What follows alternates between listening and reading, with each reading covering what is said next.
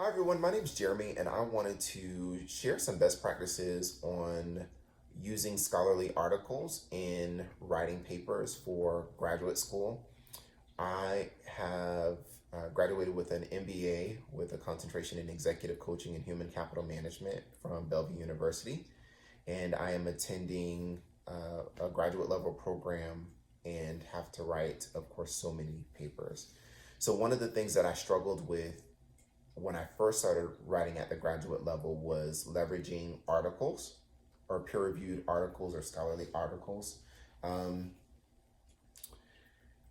what I've learned to do is to read the introduction first, read the conclusion, read the discussion, and then read everything else.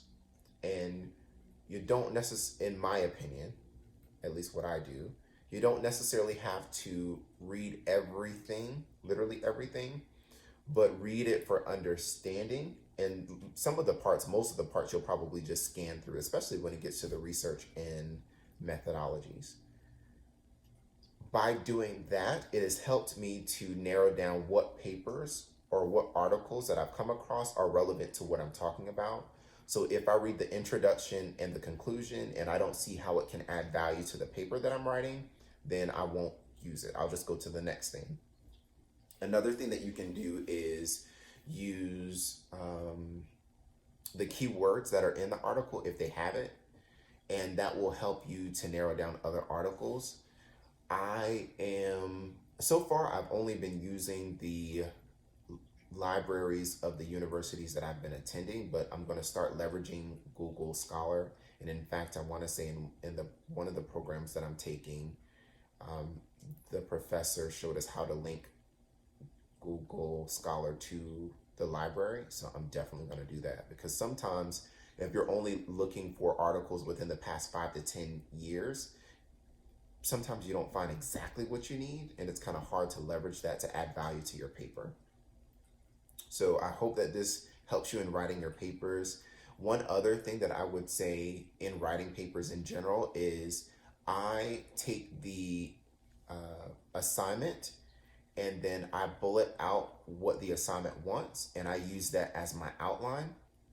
And we're using APA 7. So you follow what the assignment is asking, you do your bullets. So if it asks you a question, you might jot your answer under that question, and then you do that for all of the questions after you've read all of your articles that you're going to use.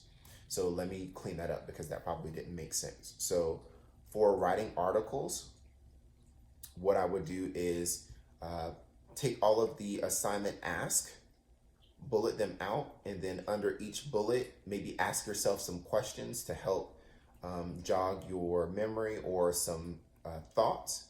And then what I would do is leverage the articles, the peer-reviewed articles or scholarly articles. And again, the process for me is read the intro, the conclusion, the discussion, and then scan through everything else. And then add value to your outline with citing whatever you need to cite, and or paraphrasing, quoting, all that kind of good stuff. Take a break from it and then come back to it, take a break from it, come back to it. And then after you've gotten a couple pages of information, then you just take the paragraphs that you've written under each of the bullets from the ask of your assignment, and you put it into another document. Make sure you do like your APA or MLA if you're in undergraduate, I believe, and outline it the way that it should be. And then what I found so far is that has helped me to ensure that my papers flow well. I'm curious for everybody else who is in the process of writing papers, or who have written papers or are really good at writing papers, what your thoughts are on that process, because I want to learn if there's a better way for me to approach things. Then absolutely leave comments below, or to links to other YouTube videos. Anything that I can do to help or learn, I definitely want to do that, because I want to be the best student that I possibly can be. And then also in writing these papers and in reviewing these articles, all that information will help me or help whoever be successful in the role that they're trying to accomplish, which ideally would be an end goal of being in whatever program that they're in. I'll see if I can continue to share some other best practices as I continue to grow as a student. I am an online student. For my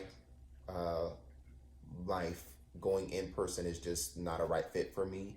And so far, so good. And I hope that you learned something from this. Have a great day.